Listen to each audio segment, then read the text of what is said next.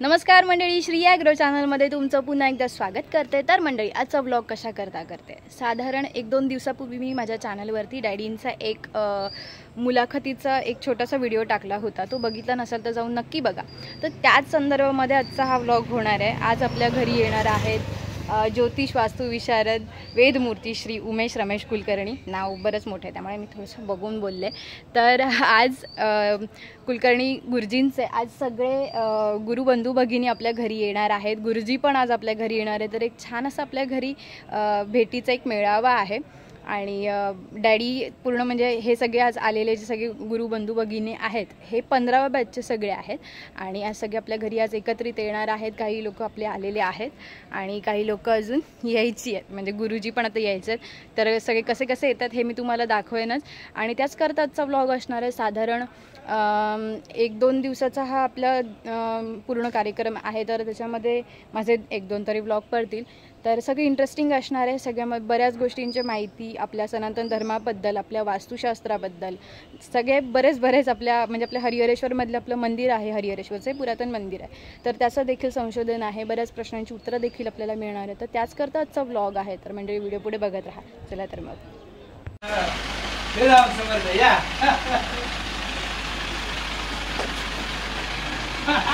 त्याला भेटताना मी कसा दिसेल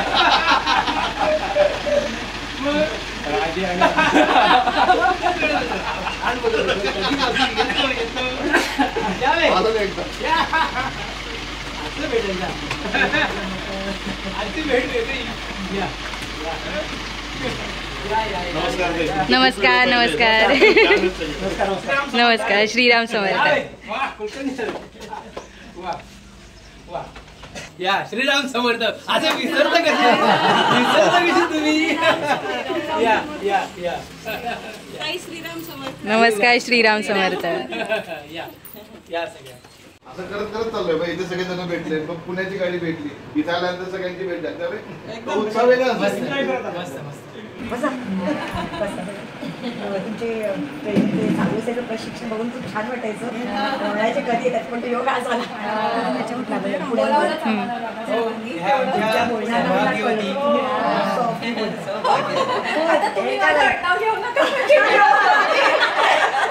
इकडे खाली गुरुजींच्या स्वागतासाठी रांगोळ्या काढण्याचं काम चाललंय।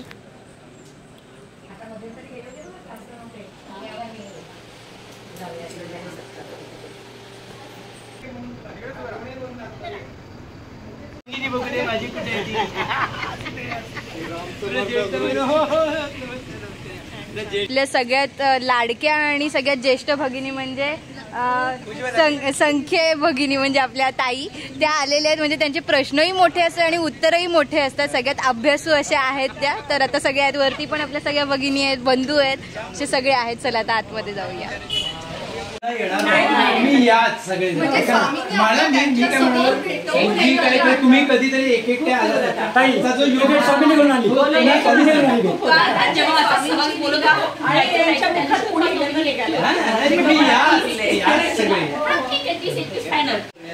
आयुष्यातही तिला खूप काही सेलिब्रेट मिळाली पण ती कधी थांबली नाही। आणि आता सुद्धा कालचं वाक्य तिचं मी मुद्दाम सांगेन। प्रिया म्हणाली की बेनत्या उद्या सगळे असे मी काय नाही, मी फक्त माझ्या कर्तव्यावर हे ज्योतिष भविष्य वगैरे मी त्यातलं काही मानत नाही।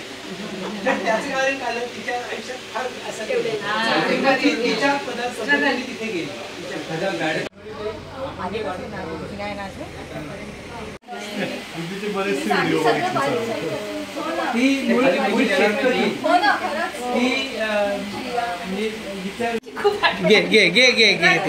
गाड्या अशीच आहे ती। तरी मी आल्यानंतर पहिल्यांदा सांगितलं 3 दिवसामध्ये अजिबात रडायचं नाही।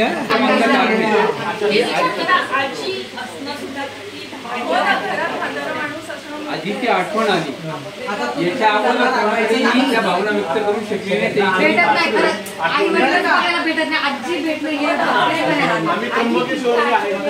इथला भाऊक क्षण का झाला तर त्यांना त्यांच्या आजीची आठवण आली आणि त्यांनी एक मोलाचे शब्द काय सांगितले की आजी आजोबा असणं हे देखील एक भाग्यात लागतं।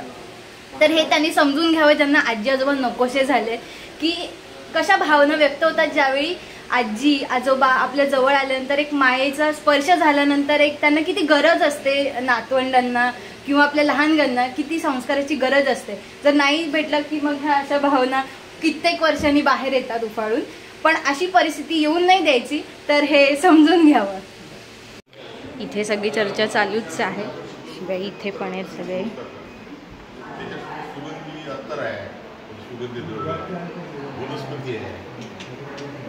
नंतर भूषण करायलाच पाहिजे.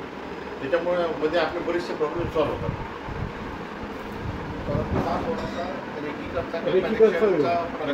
कारण की रेकीमध्ये तुम्ही तुमच्या निकेड आईजने स्कॅन करू शकतात समोरच्याचं काय दुखणं आहे, त्याला काय त्रास होऊ शकतो. पण तुम्हाला एक्सरे किंवा सोनोग्राफीमध्ये जो रिपोर्ट येतो, MRI मध्ये जो रिपोर्ट येतो, सांगू शकतो, तुम्ही समोर बघूनच सांगू शकता.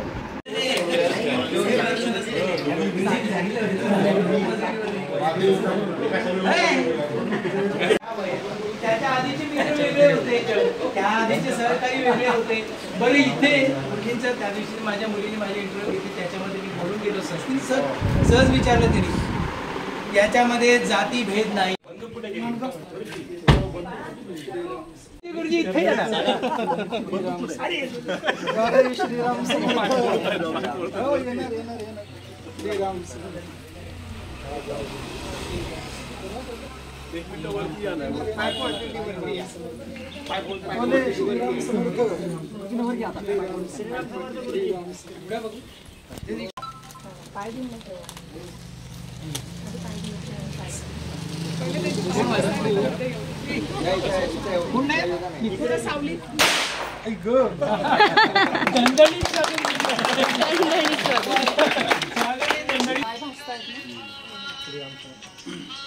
इंद्रो वृद्धश्रवाः स्वस्ति नः पूषा विश्ववेदाः स्वस्ति नस्तारक्षो आरिष्ठानेमिः स्वस्ति नो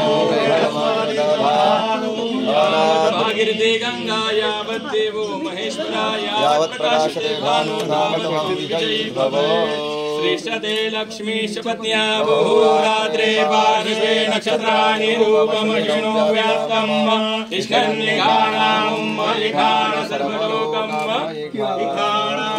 अम्बे अम्बे अम्बे नयति कश्चन.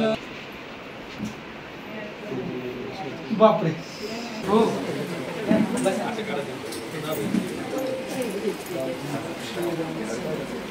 आमच्या धर्मपत्नीवर धर्मपत्नीचा अर्थ माहितीये का? ब्राह्मण, अग्नी, सूर्य आणि आप्त मंडळींच्या साह्याने सर्व समाजाच्या मान्यतेने स्वीकारलेली असते ती धर्मपत्नी. जशी शिवाजी महाराजांना 4 पत्न्या, त्याच्यातली एकच पत्नी धर्मपत्नी होती जिला अनुष्ठानाचा अधिकार होता, अशी ती धर्मपत्नी.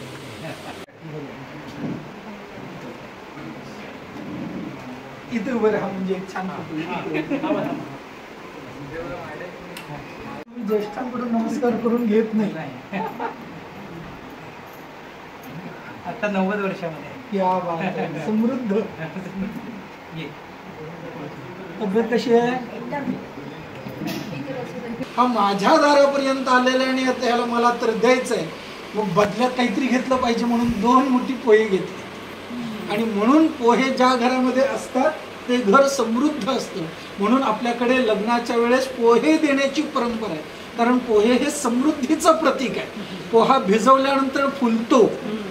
लाजाहून जो करायचा आहे लग्नात, तो कशासाठी करायचा आहे तर एवढ्याशा तांदळापासून एवढा मोठा लाह्या होता, म्हणून ते समृद्धीचं प्रतीक आहे. तर आता गुरुजी आणि मॅडम सगळे आता येतात, म्हणजे फ्रेश व्हायला गेलेत. मग आता सगळी आपली मंडळी जाणार आहेत जेवणासाठी. तर आता तोवर इथे थोडीशी चर्चा विनिमय चालू आहे. भूक लागली आहे. जायचं आता जायचं.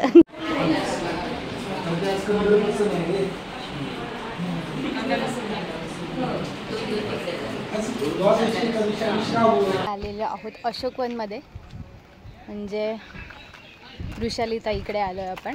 आणि इथे कांदा लसूण नसलेलं जेवण हवं, त्यामुळे इथे आपल्या ताईकडे आहे. त्यामुळे आता आपण जाऊया जेवायला. चला.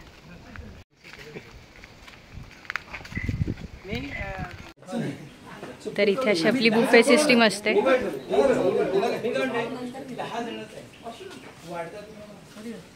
वरच त्या ताटात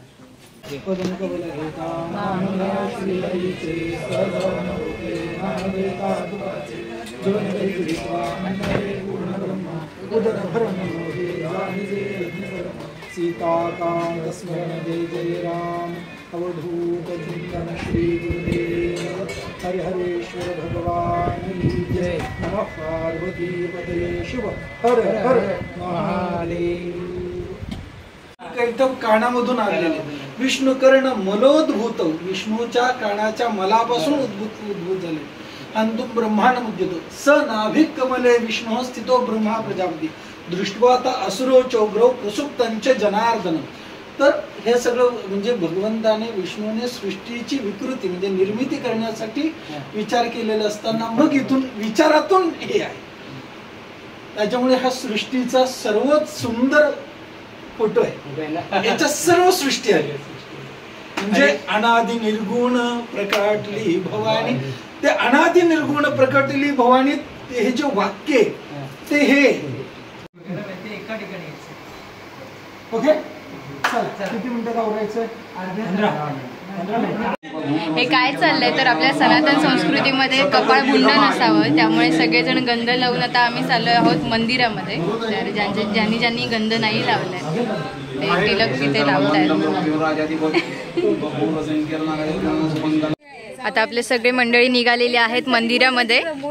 मी मला आठवण काय माझी रत्नागिरी हरिहरेश्वरची मंडळी आमची पदयात्रा निघाली आहे. भरपूर मोठी गँग आहे आमची. पुढपर्यंत आहेत आपली मंडळी. मी सगळ्यात पुढे जाते. पावसाने जोरदार हजेरी लावली आहे. आपली मंडळी तिथे थांबली आहे. आता छान ऊन पाऊस पडतोय म्हणजे नक्कीच आता इंद्रधनुष्य पडलेलं दिसेल इकडे थोड्या वेळात.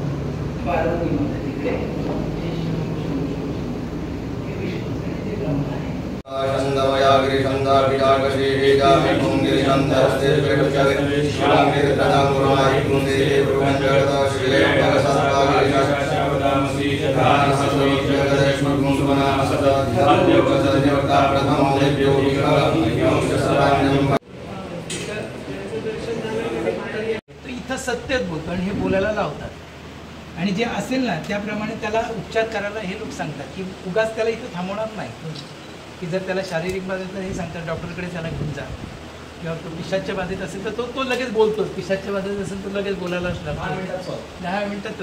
आणि मी आमच्या या सगळ्या मंडळी म्हणालो की हे उत्तराभिमुख आहे उत्तरेकडे यांचं की हे मुक्ती देतात. इथं पिशाच्या पिढीत बाधा कोणी आलं त्याला परत विनमुख जाऊ दिलं जात नाही. त्याच्यानंतर गुरुजी एक आता आपण चर्चेमध्ये विषय घेऊ. तर आमच्या एक प्रश्न पडलेला आम्हाला एक असा आहे की आमची हे इथे देवतेकडे 6 महिन्याचा गुण घेतात. 6 महिन्याचा गुण घेतात. गुण घेणं प्रकार बरोबर आहे ना त्याला नाव. 6 महिन्यापर्यंत त्या आलेल्या पीडिताला कुठलाही त्रास होऊ देत नाही. मग 6 महिन्यामध्ये त्याचा पुढचाही उपचार सांगतात की आता त्याला कायम बंदोबस्त करून घ्या. पण 6 महिन्यापर्यंत त्या शक्तीला थोपवून देण्याची ताकद इथे आहे. हे रोज चालतो.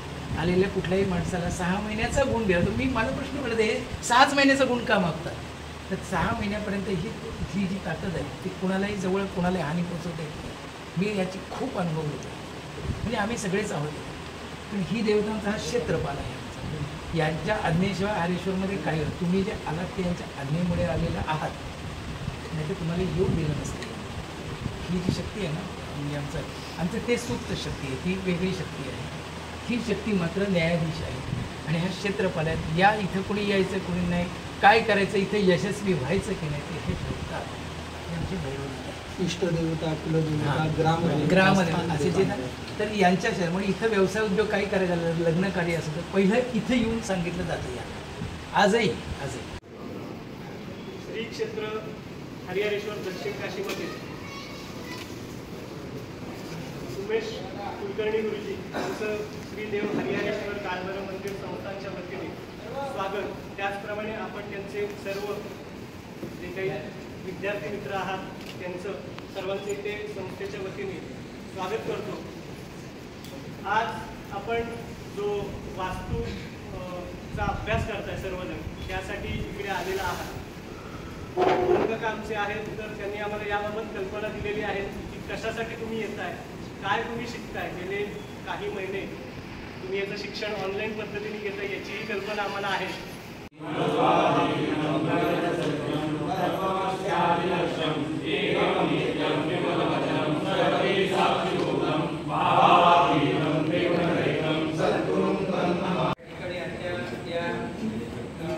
मंदिर संस्था आणि आपल्या सन्मान केला. ते या दिवसाचे अध्यक्ष बरेच वर्ष माझे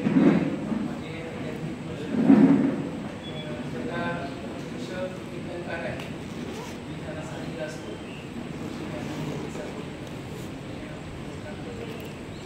याच वेळेला या गावचे पहिले 2020 हा मोठा निसर्ग चक्रीवादळाचा तडाखा मिळाला आणि हरिहरेश्वर ही केंद्रबिंदू प्रचंड आणि आमच्या गावाची झाली, आजूबाजूच्या परिसराची पण झाली. पण या परमेश्वराची फार कृपा वेगळी आहे. एका वर्षाच्या जसं गाव उभं होतं, साप पूर्णपणे गेलेलं होतं, जसं होतं तसं पुन्हा उभं राहिलं, जसं होतं तसं पुन्हा उभं राहिलं. याची फार मोठी ख्याती आहे. मी आत्ता जे आल्यापासून जे आपल्याला सांगत आलो की याला दक्षिण काशी म्हटले जाते. ब्रह्मा, विष्णू, महेश आणि पार्वती असे चारही प्रमुख दैवता इथे आहेत. म्हणजे मगाशीच म्हणाल्याप्रमाणे ब्रह्मदेवाचं कुठे मंदिराचं कळत नाही, पण इथे आहे. ब्रह्मदेव इथे देखील आहे, सृष्टीचे कर्ते सगळेच इथे आहेत. त्यामुळे या स्थानाचा महिमा फार वेगळा आहे. गेल्या वर्षी 1 सप्टेंबरला आमच्या काकांच्या इच्छेने आणि आम्ही इथे मंदिर पर्वाचं कार्यक्रम, मंदिर जोडून अभियान असं केलं होतं. श्रीवर्धन तालुक्यात 160 मंदिरांना आम्ही निमंत्रण दिली. पैकी जवळपास 1400 मंदिरं इथे आली होती. या मंदिरांचंही आम्ही हे करतो आहोत. ते सगळी मंदिरं आपल्याशी जोडली राहायला पाहिजेत. काकांचं वय आता 82 वर्ष आहे. 83 मध्ये आता काका चालू आहे. अजूनही त्यांच्यामध्ये खूप उत्साह आहे. आणि सगळ्यात सांगायचं म्हणजे आपले एक गुरुबंधू काकांचे जावई आहे खाडीलकर, खाडीलकरांचे सासरे. समजा जीर्णोद्धार करायचं झालं तर ह्याच्यामध्ये असणारं, कारण काहीतरी नाविन्यपूर्ण असावं. त्याच्यामध्ये जर ह्याच्यामध्ये आपली काही आपल्याला आता ह्या इथे आल्यानंतर काही जाणवलं असणारच, तर त्याच्यातलं आपण ह्या गोष्टीतून मार्गदर्शन कराल तर खूप बरं. का कारक आहे तर मित्रांनो, एक क्षेत्रच जननी कारक आहे. काय आहे? जननी कारक आहे. मित्रांनो, आपण 5 तत्व शिकलो. आकाशात वायू, आकाश तत्वामधून 5 तत्वांची उत्पत्ती आहे. त्याच्यात 5वं तत्व महत्वपूर्ण आहे. वायू तत्व हे कशात हे काय? वायू तत्व कशात व्यक्त आहे? भैरव असतो. भारतामध्ये म्हणजे आपल्या जगामध्ये भगवतीची 51 शक्तिपीठ आहे आणि या 51च्या 51 शक्तपीठाचा एक भैरव आहे. गणपतीचा देखील एक भैरव आहे. तर हा जो भैरव असतो, हा भैरव म्हणजे म्होरक्या असतो. त्या देवतेचा म्होरक्या असतो. म्होरक्याची परवानगी घेतल्याशिवाय तुम्ही पुढे जाऊ शकत नाही. एक लक्षात घ्या,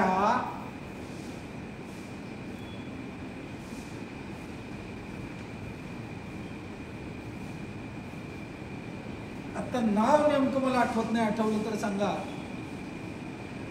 दक्षाचा संहार करण्यासाठी भगवान शंकरांनी केस जमिनीवरती आदळला आणि त्याच्यातून भैरव उत्पन्न झाला. भैरवाचं नाव आता मला एक्झॅक्टली आठवत नाही. कोणतं कुणाला आठवलं तर सांगा. काल नाही वीरभद्र. वीरभद्र नावाचा तो भैरव आहे. तो जागृत झाला आणि त्यांनी त्या दक्ष प्रजापतीचा विध्वंस केला. सुरुवात करत असताना आता इथे जर गुरुजी असते तर कोणतीही पूजा सुरू करण्यापूर्वी, आता कदाचित तुमच्या बॅचला योग आला नाही, परंतु प्रत्येक बॅचला वेगवेगळा अभ्यासक्रम असतो. भैरवानुज्ञा गृह्णीयात, भैरवाची अनुज्ञा घ्यावी लागते पूजा करण्यासाठी. भैरवाच्या अनुज्ञेशिवाय आपण भगवंताची पूजा पण करू शकत नाही. तर एवढं महत्व या भैरवाचं. आणि म्हणून कोणतंही कार्य करण्यासाठी भैरवाची प्रार्थना करणं गरजेचं आहे, भैरवाची वंदन करणं गरजेचं आहे. आणि मग त्याच्यानंतरनं ईश्वराचं दर्शन घ्यायचं असतं. ही झाली समाज व्यवस्था.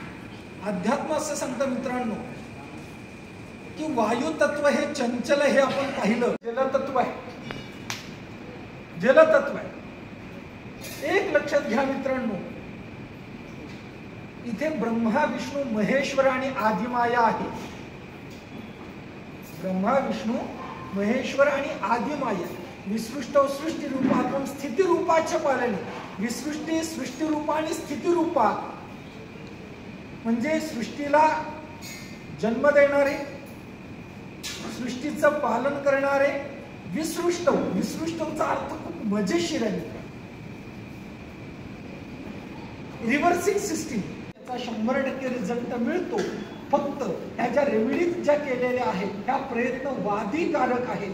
मूलतः वास्तुशास्त्राप्रमाणे वास्तुरचना असणं हेच अभिप्रेत आहे. आणि रेमेडीज केल्यानंतर, त्यातल्या त्यात ग्रंथोधिष्ठित रेमेडीज केल्यानंतर ती वास्तू आपल्याला सहाय्यकर्त्री होत असते. ग्रंथाच्या बाहेरची केलेलीची गॅरंटी मी देत नाही आणि होतं का नाही माहिती, पण ग्रंथाधिष्ठित केल्यानंतर झाल्याशिवाय राहत नाही माझी खात्री. शंकासुराशी जवळचा आहे आणि त्यावेळेस भगवान श्रीकृष्णाने शंख हातात पकडला होता. परत भक्त प्रल्हादाच्या वेळेस कपाळाला प्रल्हादाला शंख भगवान विष्णूंनी लावला होता. असं याचं अनन्य साधारण महत्व आहे. ज्या घरा म्हणजे प्रत्येक भारतीय हिंदू धर्म संस्कृतीमध्ये पंचायतन देवतेसोबत कलश, शंख, घंटा, दीप ह्या गोष्टी असल्या पाहिजेत. त्याच्यातला हा एक शंख आहे आणि हा प्रत्येकाच्या घरामध्ये असावा. त्याचं पाणी प्यावं, त्याने प्रोक्षण करावं. म्हणजे आता जसं आपल्याला सांगितलं सरपंचांनी की दुःख आहे, तर हा काय वास्तुशास्त्राप्रमाणे मानसिक दोष आहे. म्हणजे ईशान्य उत्तरेचा दोष आहे आणि तो दोष निवारण होण्यासाठी हा शंख प्रत्येकाला दिला जातो आहे. या शंखातलं डिप्रेशन, टेन्शन, मानसिक टेन्शन, कोणत्याही प्रकारचं एन्झायटी वगैरे असेल तर त्याच्यावरती हा आदर्श उत्तम आरोग्यपूर्ण औषधी आहे.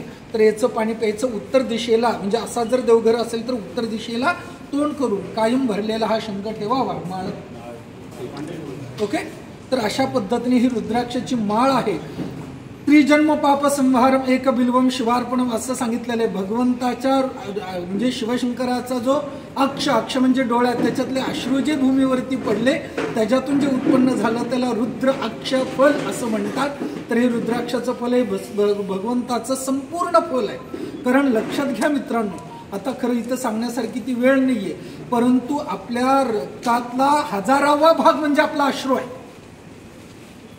1000वा भाग म्हणजे एवढी तळमळ जेव्हा असते तेव्हा तो अक्ष म्हणजे भगवंताचा आत्मा म्हणजे रुद्राक्ष. आपल्याला रडायला उगाच येत नाही, आत्मा हळहळला म्हणजे रडायला येत. लक्षात आलं. आणि असा आत्मा भगवंताचा आत्म्या व्यक्त या रुद्राक्षातून होत असतो. तर आत्मा भगवंताने रावणाला दिला होता आणि तो येऊ नये म्हणून गणपतीने गोकर्णेश्वर महाबळेश्वरला विघ्न आणलं होतं. म्हणून तू सुख करता, तू आहे सुख करता दुःख हरता. लक्षात आलं. म्हणजे तो वेळ आली तर गणपती हा विघ्न करता पण आहे बरं का, काय आहे विघ्न करता पण आहे. तर असं हे ते आत्मलिंग आणि हे आत्मलिंगाचं फळ, आत्मफल याला म्हणूया, असं फल प्रसाद स्वरूपात तुम्ही इथं उपस्थित असलेल्या ग्रामस्थांना आणि मंदिरांच्या पदाधिकाऱ्यांना द्यायचं आम्ही ठरवलेलं होतं काल. तर मी वयोमानानुसार 3 लोक पूजनीय सांगितलेले आहेत, वयोवृद्ध, ज्ञानवृद्ध आणि तपोवृद्ध. तर वयोवृद्ध आणि ज्ञानाने वृद्ध असलेले कडील काय नाव म्हटलं, मोडस काका, यांना मी हे अर्पण करून वंदन करू. अमितजी खोत यांना अर्पण करून, सिद्धेश पवार यांना रुद्राक्षमाळा अर्पण करून त्यांच्या हिंदू राष्ट्राच्या उन्नतीसाठी त्यांना शुभेच्छा देतात. गुरु गिरसिंग भाई आणि छान प्रश्न विचारला रवींद्रजी धामणे त्यांना माळ द्या. दिलीपजी गुरु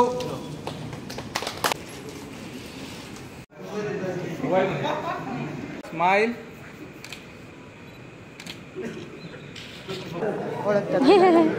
हो काय चाले ए उतर खाली.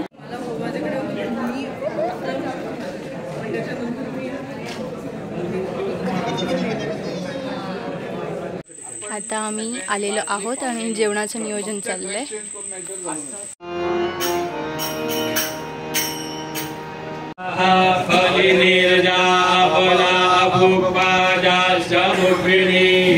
बृहस्पति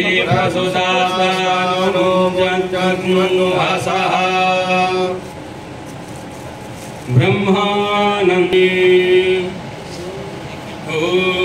यं ब्रह्मा वरुणेन्द्र रुद्र मरुता स्तुन्वन्ति दिव्यैः स्तवैः वेदैः साङ्गपरब्रह्मोपनिषदे गुरुर्ब्रह्मा गुरुर्विष्णु गुरुर्देवो महेश्वरा गुरुर्साक्षात् परब्रह्म तस्मै श्री गुरवे नमः.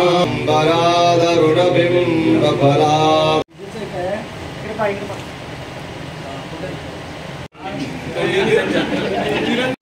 पण त्यांनी खूप चांगली प्रोग्रेस केलेली आहे.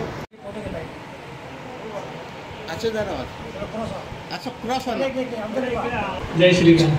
मी सिद्धेश सुनील पवार हरिहरेश्वर कालभैरव मंदिर संस्थानाचा सचिव आणि खजिनदार आहे आणि साधारण 2016 पासून मी त्याचा आर्थिक व्यवहार पाहत आलो.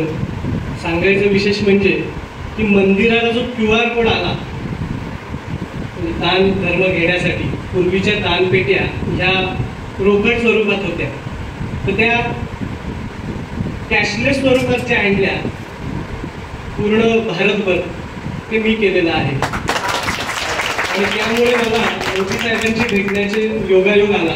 धर्मपत्नी सौभाग्यवती अक्षता उमेश कुलकर्णी. आज खूप आनंद होतो की त्यांचे एवढे सगळे विद्यार्थी आहेत, एवढे बॅच झालेले आहेत आणि सगळे इतके छान सपोर्ट करतात आणि त्यांच्या पाठीमागे उभे राहतात. आणि क्लासमध्ये तुम्ही जे प्रेझेंटेशन वगैरे बघत असाल ते सगळं माझ्या हातात असतं, ते सगळं काम मी करते.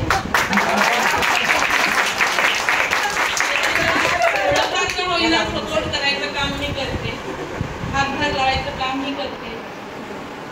आणि आज जगल्याच्या आयुष्यामध्ये आजपर्यंत कोणतीही मुलगी किंवा कोणत्याही वडिलाच्या तोंडात मी हे नाही वाचलं. मी आता काका 80 वर्षाचे आहेत. मी तिथे म्हणताना म्हटलं किती भाग्यवान आहोत आपण, एवढं समृद्ध आयुष्य जगलेली व्यक्ती आपल्यासोबत आहोत. पण खरंच आपण असं म्हणत असताना कधी त्यांना विचारतो काका तुमचा 80 वर्षाचा अनुभव काय काय होता सांगावं. आज पाश्चिमात्य देशामध्ये जर आपल्याला एखाद्या विषयामध्ये मास्टर व्हायचं असेल तर आपल्यासारखं बावळटासारखं शाळेत नाही पाठवत. ते त्या एक्सपर्ट व्यक्तीकडे जे रिटायर्ड झाले त्यांच्याकडे पाठवतात. त्यांना त्याची मोमांगी किंमत देतात. तो त्यांच्याकडे गुरुकुल पद्धतीने राहतो, कपडे धुतो, सगळं काम करतो, शिकतो आणि त्या व्यक्तीचा 60 वर्षाचा अनुभव घेऊन तो मार्केटमध्ये उतरतो. म्हणून पाश्चिमात्य लोक यशस्वी आहेत. हेच सांगायचं होतं का मला? नाही. हिने खूप छान उल्लेख केला श्रेयाने की माझ्या वडिलांचं 58वं वर्ष संपलेलं आहे आणि माझ्या आई वडिलांसोबत मी आजही गप्पा मारते आणि 60 वर्षाचा अनुभव मी रोज घेते. आपण तरी आपल्या आई वडिलांचा घेतलाय का? ए आई बस तुला काय कळतं?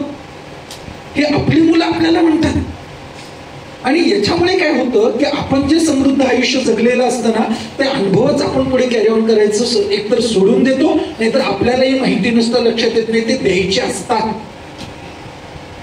आणि कोळथळकर आणि सौभाग्यवती कोळथळकर हे या बाबतीत खरंच खूप भाग्यवान आहेत. म्हणून मी म्हणतो मित्रांनो, हर घर एक लडकी जरूर होनी चाहिए. कारण मुलगी हे एक वरदान असतं, लक्षात ठेवा. ज्या घरात मुलगी असते ना ते वरदान असतं.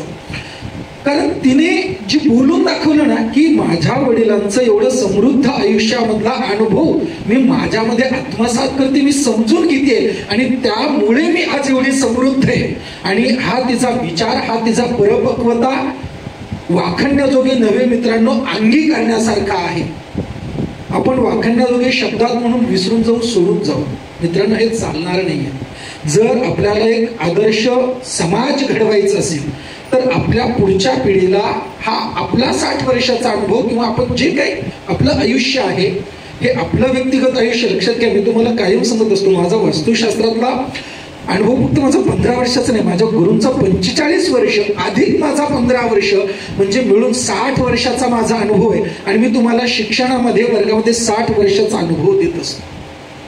तर तुम्ही तुमच्या मुलांना किती समृद्धी दिला पाहिजे, तर हे आपण देता येत नाही आणि आपली मुलं घेत नाहीत. तर तो कसा द्यायचा हे एक टेक्निक सांगतो. एक कथा सांगितली, मला माहिती होती, मी ते ऐकली. अरे आपल्याला कोणीतरी कथा सांगतंय आणि याच्यातून मला तिचं नेचर आवडलं की तिने हा विचार नाही केला की आपण गुरुजींना कथा सांगतोय. तर माझा हट्ट होता मला कथा ऐकायची, मला तिने सांगितली आणि मला ती एवढी समृद्धता वाटली ना की अशी लोक जन्माला आली पाहिजेत. आज आपण मुलांना गोष्टी सांगतो, आपण कधी म्हणतो अरे तुला माहितीये का काय त्या तू जन्मला नव्हतास त्या दिवशी काय झालं माहितीये. त्यावेळेस आपण कथेच्या माध्यमातून घेऊन जातो का त्यांना? कधीच नाही. आणि ह्या पद्धतीने त्यांना सांगत नाही, त्याच्यामुळे त्यांना कधी जागरूक होत नाही आणि ते कधी ऐकत नाही. म्हणजे त्यांचा एक लक्षात ठेवा, मी संस्कार तुम्हाला वर्गात मी खूप अगदी जुना लावून सांगितले, मुलांना 2च गोष्टी द्याव्या, उत्तम शिक्षण आणि चांगले संस्कार. संस्कार म्हणजे तुमचा हा अनुभव त्यांना प्रदान करायचा आहे अशा पद्धतीने. संस्कार म्हणजे देवपूजा कर, अध्यात्म कर नव्हे. आणि हा संस्कार हिने प्राप्त केलाय, जोपासलाय आणि समृद्ध करते. याच्यासाठी आदर्श आधुनिक काळातील मुलगी म्हणून हिला सन्मानित करण्यात येत आहे. हिचा पुरस्कार आपला प्रमाणपत्र वितरण कार्यक्रम जेव्हा होईल तेव्हा आपण हिला ट्रॉफी आणि सन्मान चिन्ह देऊन हे करण्यात म्हणजे करणार आहोत. आता प्रातिनिधिक स्वरूपामध्ये तिला हे पुष्पगुच्छ देऊन आपण तिचा सत्कार करत. इतक्या वर्षात मी कुणालाही माझं गुरु मानलं नाही. खूप लोक मला मिळाले, वेगवेगळ्या क्षेत्रातले माझ्या सोबतीला मला मार्गदर्शक मिळाले, पण मी गुरु कुणालाच मानलं नाही. खूप लोक मला मिळाले, मी कुणालाच गुरु मानलं नाही. वेगवेगळ्या क्षेत्रात, माझ्या राजकीय क्षेत्रामध्ये, सामाजिक क्षेत्रामध्ये, शिक्षण क्षेत्रामध्ये, बऱ्याच गोष्टींमध्ये मला गुरु मिळाले. गुरु वेगवेगळे असू शकतात, वाईट मार्गाचे सुद्धा गुरु असतात. मी ही गुंडगिरी केलेलं आहे, गुंडगिरीत सुद्धा माझे गुरु होते. पण गुरुजी सद्गुरु मला आजपर्यंत मिळाले नव्हते आणि म्हणून मी ती संधी सोडली नाही. ज्या क्षणी मी प्रचंड अडचणीमध्ये आलो आणि मला असं दिसायला लागलं, याच्या आधी माझ्याकडे कित्येक लोक माझा सल्ला घ्यायला यायचे, येतात, आजही येतात, पण मलाच सल्ला देणारा कोणी दिसे नाही. माझ्या स्वभावामुळे माझ्या बहिणी, माझे बरेच मोठे भाऊबंद वगैरे माझ्या वाटेत मला सल्ला देण्याच्या बंधात पडले नाही. मग मी स्वतः शोधायला लागलो की आता मला कोणीतरी मिळायला पाहिजे, मला मार्ग दाखवणारा.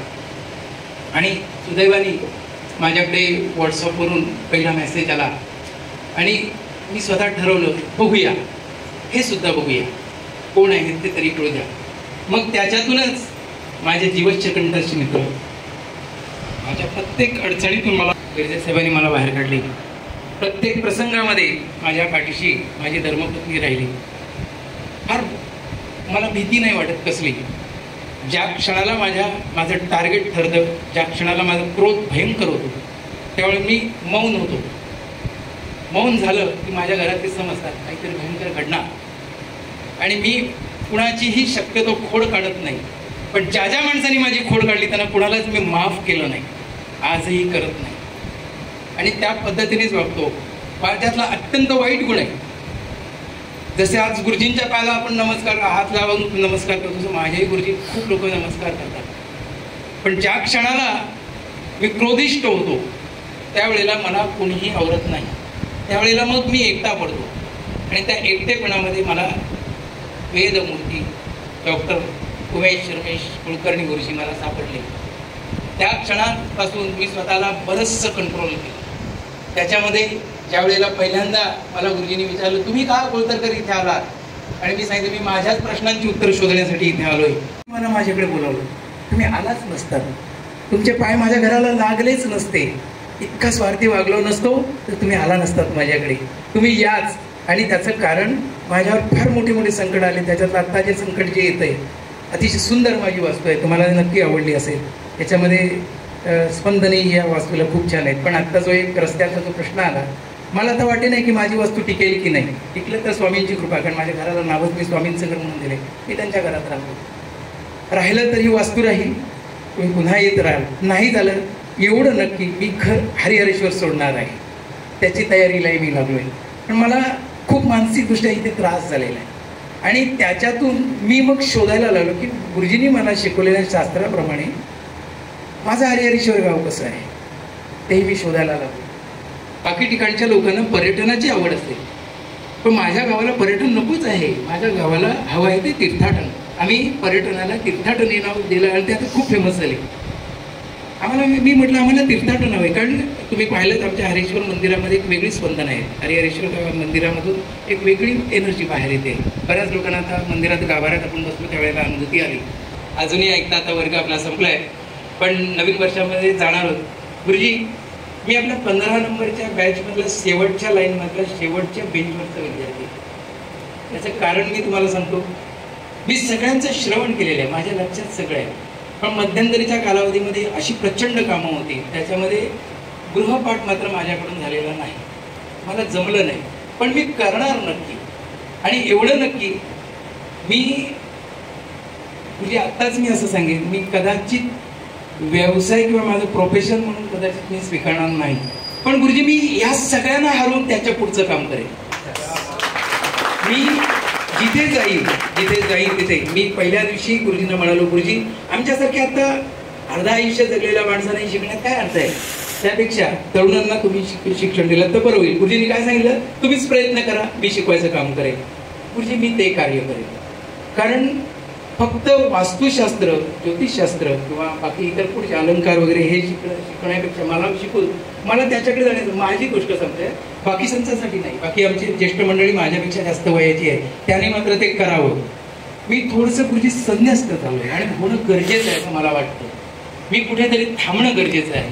तर त्याच्यामुळे मी ज्या ज्या ठिकाणी जाईल त्या ठिकाणी याचा प्रचार आणि प्रसार करेन. मी नवीन विद्यार्थी, नवीन गुरुबंधू याच्यामध्ये येतील कसे याचा मी प्रयत्न करेन. कारण मी याच्या आधीपासूनच मी धार्मिकतेच्या बाबतीमध्ये, म्हणजे हिंदू धर्माच्या बाबतीमध्ये फार मी कडवा आहे. काहीच गोष्टी सहन केलेल्या नाहीत, माझ्या संस्कारच तसे झालेले आहेत. तर त्याच्यामध्ये आता सद्यस्थितीमध्ये गरज कसली आहे?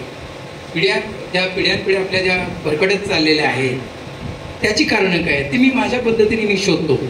आणि त्याचा पद्धती म्हणून मी त्याचा विचार करून नवीन जी पिढी आहे. परशुराम क्रोधी होते का? तर होते. पण क्रोधीच होते का? नव्हते. कारण ते जर क्रोधी असले असते ना तर तिने ह्या पृथ्वीचा विचार केला नसता. पृथ्वीच नाश केली असती ना, पृथ्वीच संपवली असती. म्हणजे ते क्रोधी नव्हते, प्रेमी होते. प्रेमी कशाचे होते? तर ह्या धरणी माईचे प्रेमी होते. म्हणजे ह्या पृथ्वीला त्यांना सुरक्षित करायचं होतं आणि याच्यासाठी ते क्रोधी होते. तर मी कोळथळकरांना एकच सांगेन, जसं मी वर्गामध्ये सांगतो, प्रकृती ज्या त्या काळात ज्या त्या व्यक्तिमत्वांना जन्माला घालत असते आणि ज्या अर्थात कोळथळकरांना घातलेलं आहे तेही विनाकारण नाही. सांगण्याचं तात्पर्य आनंदाची गोष्ट आहे की त्यांनी याच्या पुढे रागवूच नाही. राग येताच कामा नये, कारण राग हा सर्वनाश करणारा विषय आहे. तो दुसऱ्याला नंतर संपवतो आधी आपल्या स्वला संपवतो आणि स्वला संपवण्यासाठीच मनुष्य जन्म आहे. पण या स्वला या पद्धतीने नाही, तर ते प्रेमाने स्व संपवायचं. पण मी कोळथळकरांना असं सांगेन, रागवणं संपवू नका. त्याचं कारण असं, मित्रांनो, मी कायम सांगतो, एखाद्या गोष्टीचा राग आला म्हणून रागवू नका. तिथे त्या रोलमध्ये त्या वेळेला तुम्ही रागवणं ही तुमची जबाबदारी आहे.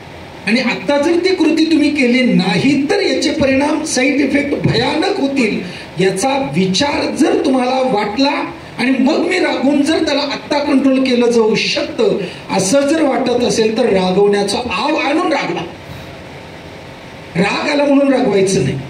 माझं जबाबदारी माझं कर्तव्य म्हणून रागवायचं असतं. आणि या पद्धतीने जर आपण आयुष्यात केलं तर तो राग राग असणार नाही, तो राग त्या काळाची गरज राहणार आहे. म्हणून राग आला नाही तो राग आणत चला.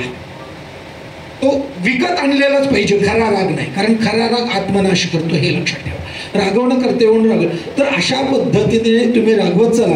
कारण एक लक्षात ठेवा मित्रांनो, भगवंत प्रत्यक्ष जन्माला येतो का नाही हा दुय्यम विषय आहे, परंतु भगवंत प्रत्यक्षात अशाच व्यक्तींच्या माध्यमातून कार्य करून घेत असतो.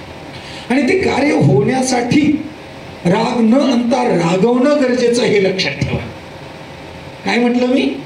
राग न आणता रागवणं गरजेचं आहे. का तर आत्ता जर मी रागवलो नाही तर भविष्यात काहीतरी चुकीचं होऊ शकतं असं जर वाटलं तर रागाचा आव आणण्याने रागवा. माझं कर्तव्य आहे, माझी जबाबदारी आहे. जसं की उद्या सकाळी स्वयंपाकात काय बनवायचं आहे हे पत्नीची जबाबदारी आहे, पण बनवण्यासाठी काय अन्न घरामध्ये ही पुरुष म्हणून माझी जर जबाबदारी असेल तर ती जबाबदारी कुठली? राग आणून पूर्ण करणं माझी जबाबदारी. लक्षात आलं? तर यामुळे रागवत राहा, योग्य जागी विचाराने आणि तरतम्याने. सर सलामतो पगडी 50. स्वतः आपण जिवंत असू तर कुटुंब आहे, कुटुंब असेल तर समाज आहे, समाज असेल तर गाव आहे, गाव असेल तर राष्ट्र आहे, राष्ट्र असेल तर देश आहे. हे विसरू नका. आणि देशाची सेवा जाण्याने नसते, जगण्याने तुमच्यासारख्या व्यक्तीने करायची असते.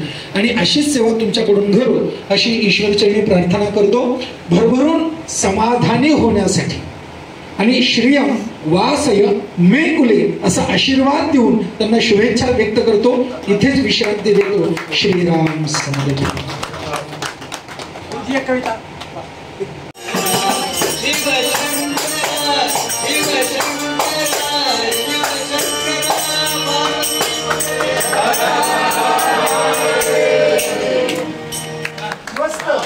मंडळी, आता रात्रीचे 1:30 वाजत आलेत ऑलमोस्ट. आणि एवढ्या रात्री तांबू आणि टिलू चरून आलेत. आणि आत्ता नंदिनीला मी दूध प्यायला सोडलं आहे. असे हे आमचे 2 कार्टून आहेत. खूप लेट आले दोघंजणं घरी. आणि आपला कार्यक्रम अजूनही चालू आहे, तिथेही आपण जाऊया.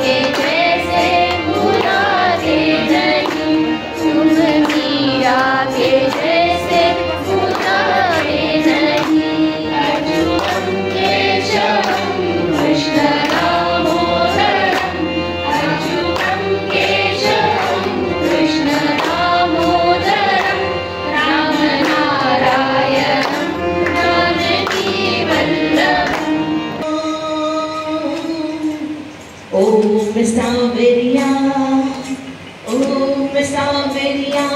थारो दास पुरानो है।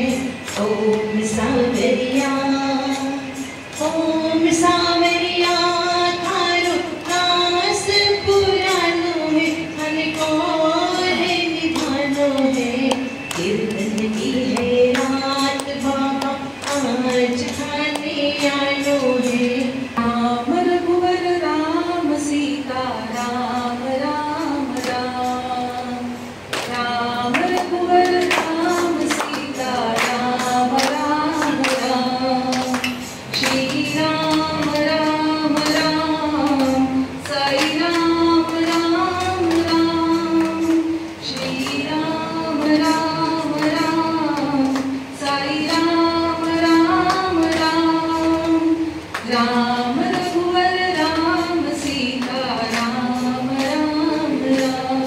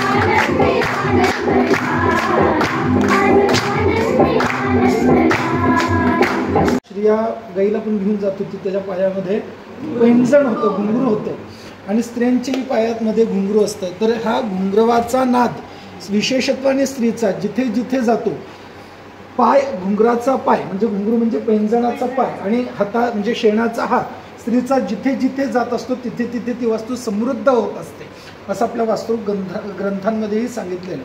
तर अशा पद्धतीने लक्ष्म्यांचा म्हणजे भगवती स्वरूपांचा म्हणजे नृत्य आपण या इथे झालेलं आहे आणि एक सकारात्मक ऊर्जेने ती वास्तू आवेशित झालेली आहे.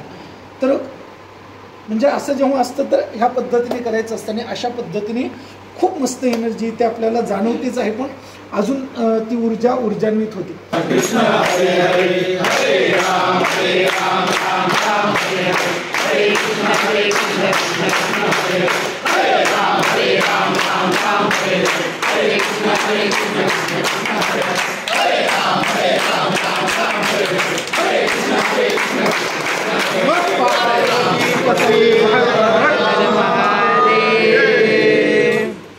अशी ऊर्जा त्या घरामध्ये फिरली पाहिजे 24 तास. म्हणजे ह्या सूर्योदयापासून दुसऱ्या सूर्योदयापर्यंत कितीही मोठा दोष असू दे तो निघून जातो आणि हे अनुष्ठान वर्षातून एकदा तरी झालं पाहिजे. म्हणजे तो नाद त्या वास्तूमध्ये दणदणतो आणि जो काही स्पंदनाचा, वाईट बोललेल्याचा, वाईट विचारांचा, जसं आपण बोललो माझा ज्या अर्थी तुम्हाला आवाज येतोय म्हणजे ती स्पंदनं कुठेतरी वातावरणामध्ये फिरतायत म्हणूनच आवाज येतोय ना. तर अशा काही शब्द अपशब्द म्हणजे भावनांनी विचारांनी ती वास्तू दूषित झालेली असेल तर या अखंड नामसंकीर्तनाने ती वास्तू ऊर्जान्वित होते, ते वातावरण भारावून जातं आणि सगळे जे नकारात्मक फॉल्स असतात ना ते डिस्ट्रॉय होऊन जातं. तर मित्रांनो आज इथे भेटला, आता आपल्या आपल्या स्वप्नात भेटा आणि स्वप्नात सुखी राहा. भेटूया स्वप्नाच्या दुनियेमध्ये आणि उद्याच्या प्रत्यक्ष दिवसामध्ये. तोपर्यंत श्रीराम. आम्ही दोघे एका मंडळी आत्ता रात्रीचे 2:30 वाजून गेलेत. मला आता अचानक खूप जास्त सर्दी झाली आहे. थोडंसं आटपाटप करत घेतली, थोडंसं केर कचरा काढला. मंडळी आटपून काही आतमध्ये गेलेत. बऱ्याच जणांची चर्चा तिथे चालू आहे, तुम्ही बघितलात. तर ॲक्च्युली आजच्या व्लॉगबद्दल काय काय बोलावं हे आत्ता मला सुचतच नाही आहे, कारण दिवस एवढा मोठा होता की तो अजून संपला नाही आहे. कारण दुसरा दिवस उजाडला आहे, पण आपला पहिला दिवस संपला नाही आहे. त्यामुळे आजच्या व्लॉगबद्दल काय काय बोलायचं हे मे बी मी दुसऱ्या व्लॉगमध्येच बोलेन ओव्हरऑल आजच्या व्लॉगवरती. तर मंडळी, व्हिडिओ आवडली असेल तर व्हिडिओला लाईक करा, चॅनलला सबस्क्राईब केलं नसेल तर चॅनलला सबस्क्राईब करा आणि व्हिडिओ बघितल्याबद्दल धन्यवाद. श्रीराम समर्थ. राम राम.